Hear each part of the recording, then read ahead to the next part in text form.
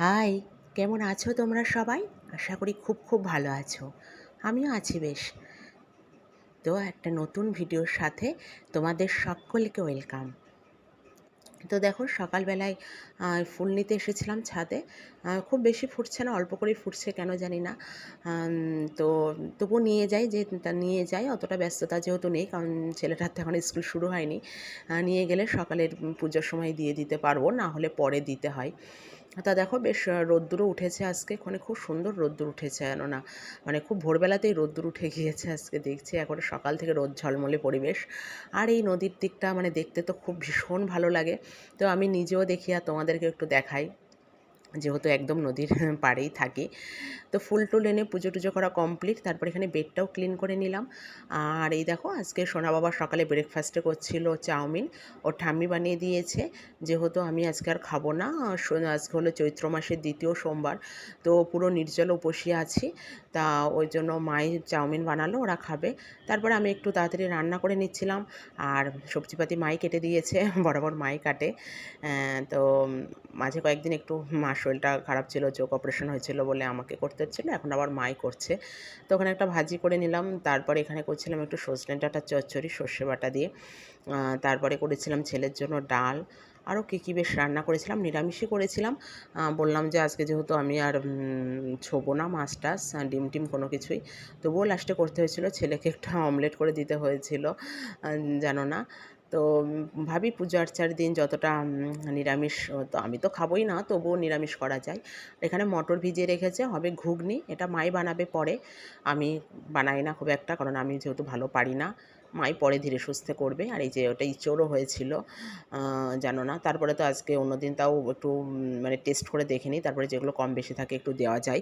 আজকে তো সেটাও নেই, আন্দাজেই রান্না করেছি। মাঝে মাঝে মাকে একটু দেখিয়ে নিয়েছি, হ্যাঁ, যে সব নুন মিষ্টি ঠিক আছে কি না, এরকম ব্যাপার। আন্দাজে একদমই পারি না, যেহেতু রান্না করতে একদমই পারি না, আর আন্দাজে তো মোটেই হয় না, রান্নাটা ঠিক আসে না, জানো না। মানে এটা শুনলে অনেকে হয়তো হাসবে। তো যাই হোক, এই রান্নাবান্না করে সমস্ত কাজকর্ম সেরে তারপরে স্নান করে এখানে চলে এসলাম পুজো দিতে। আর বেশ বেলা হয়ে যাচ্ছে, কিছুতেই তাড়াতাড়ি করে উঠতে পারছি না, যতই মনে করি তাড়াতাড়ি করব, সে তাড়াতাড়ি আর হচ্ছে না। মানে একটু বেলা হয়ে যাচ্ছে, যেটা আমার 12টা 12:30 হতো সেটা প্রায় 1টা বেজে যাচ্ছে রোজ দিনই দেখছি। তো এখানে আগের দিনই সব আমাদের ওর বাবা এনে রেখেছিল, বলেছিলাম, আমি আর যাইনি বাজারে, আজকে এনে দিয়েছিল। তো এখানে তো মহাদেবকে ঘি, মধু, দই, দুধ, গঙ্গা জল সব কিছু দিয়ে অভিষেক করিয়ে নেব পরপর। আর ছেলেটাও বায়না করছিল, ও তাড়াতাড়ি করে স্নানে গিয়েছে, যে আমি এসে পুজো করবো। আমি বললাম না, তোমার আর এসো না, ও আসলে তো আরও দেরি হয়ে যায়, আরও বোঝোই তো বাচ্চা কাচ্চা যা ঝামেলা শুরু করে, তখন আমার আরও দেরি হয়ে যায়, কাজ মানে আরও বাড়িয়ে দেয়। তো আমি এখানে ঝটপট করে পুজোটা করে নিচ্ছিলাম। আর বললাম না, কেন জানি না মনে হয়েছে তাই, কোনো কিছুর জন্য নয়, কোনো কারণে না, কিচ্ছু না, এমনিই মনে হয় যে রোজ দিন তো খেয়ে দেই, ভগবানের পুজো করি, তো একটা দিন থাক উপবাস করেই ভগবানের একটু পূজা অর্চনা করলাম। এতে অন্তত শরীরটা রেস্ট পাই, এই আর কি, আর কিছু না। শরীরটা একটু বিশ্রাম পাই। প্রতিদিনই তো খাওয়া দাওয়া হয়, তো ওই জন্যই আর কি, কোনো কিচ্ছু না, কোনো কিছু চাওয়া পাওয়া নেই। ভগবানের কাছে একটাই প্রার্থনা, যে ভগবান সবাইকে ভালো রাখুক, সুস্থ রাখুক, সবার মনের ইচ্ছা পূরণ হোক, যার যা আশা আকাঙ্ক্ষা সবটা ভগবান মহাদেব পূরণ করুক, এটাই প্রার্থনা, আর কিছু চাওয়া পাওয়া নেই আলাদা করে। যেটুকু আছে সেটুকু যেন মানে অক্ষয় হয়ে থাকুক, ব্যাস এটুকুই চাই মহাদেবের কাছে। তো এটাই আর কি মনে হয়েছে, তাই বললাম না, সবটাই আমার মনের কাছে, মনের ব্যাপার। তো এখানে ভগবানের ভালো মতন পুজো দিয়ে নিচ্ছিলাম, আর ছেলেটা তারপরে স্নান করে চলে এসেছিলো। ও প্রচণ্ড বিরক্ত করছিল, আর পুজোর সময় বিরক্ত করলে আর ভালো লাগে না, জানো না, ভীষণ ডিস্টার্ব করছিল। ওকে কেন মানে মহাদেবকে মাথায় দুধ জল গঙ্গা জল ঢালতে দেওয়া হয়নি, আমি তাড়াতাড়ি করে নিয়েছিলাম, বললাম না বেলা হয়ে গিয়েছিল। ও আমি যখন ঢালছিলাম ও তখন স্নানে ছিল, ওর জন্য বসে থাকলে আরও দেরি হয়ে যেত, আমি তাড়াতাড়ি করে পুজোটা সারতে হবে। আর বেশি বেলায় আমি খুব একটা দেওয়া পছন্দ করি না ভগবানের পুজো। ভগবানের পুজোটা 12টা 1টার মধ্যে হয়ে গেলেই মানে আমি খুশি হই, কিন্তু সেটা আর হচ্ছে না, কারণ অনেকটাই লেট হয়ে যাচ্ছে আর কি। তারপরে এখানে একটু ঠাকুরকে মালা টালাও পরিয়ে নিচ্ছিলাম, ওর বাবা মালা নিয়ে এসেছিলো, তো সেগুলো একটু ভগবানকে দিচ্ছিলাম, এই যে তারপরে ঝটপট করে পুজো করে দিচ্ছিলাম তাড়াহুড়ো করে। আর হলো ওই যে উপবাস করে আছি, এর জন্য কোনো কষ্ট হয় না, কিন্তু মানে দেরি হয়ে যায় ভগবানকে নিবেদন করতে, এটাই হলো আমার কাছে খুব খারাপ লাগে, আমার নিজের কোনো কষ্ট হয় না। তো এখানে ওই যে পুজো করে নিচ্ছিলাম, আর ছেলেটা কিন্তু পাশে ঠায় বসে আছে, আর ও একটানা বকে, ভীষণ কথা বলে, প্রচণ্ড কথা বলে, আর পাশে বসে বক বক বক বক করেই যাচ্ছিল। মানে আমি তো বেশি কথা বলি, আমার থেকেও আমার ছেলে আরও আরও আরও অতিরিক্ত বেশি কথা বলে। মানে আমার 4 ডবল কথা বেশি বলে ও।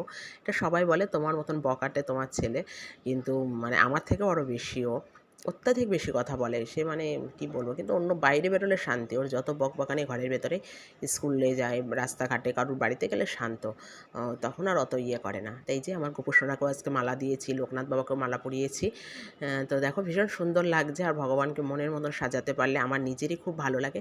তারপরে পুজো করে ওই যে প্রসাদ, ওই প্রসাদই নিয়েছিলাম একটু, ভগবানকে যে ফল মিষ্টি দিয়েছিলাম সেটা একটু নিয়েছিলাম সবাইকে দিয়ে, চরণামৃত নিয়ে তারপরে উপবাস ভেঙে ওই ফল মিষ্টি একটু নিয়েছিলাম। তারপরে এটা বিকাল, বিকাল মানে কি সন্ধ্যার আগে আগে এখানে বসে একটু ছাতু খাচ্ছিলাম।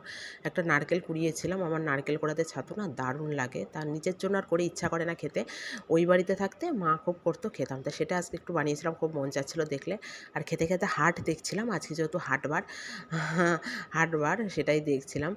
তারপরে এখানটায় তো খেয়ে দিয়ে উঠে তারপরে এখানে সন্ধ্যাবেলা একটু ধূপধুনো দেখাচ্ছিলাম, আর আমার এই ধুনোর গন্ধটা এত ভালো লাগে না, কি বলবো, ভীষণ ভীষণ ভীষণ প্রিয়।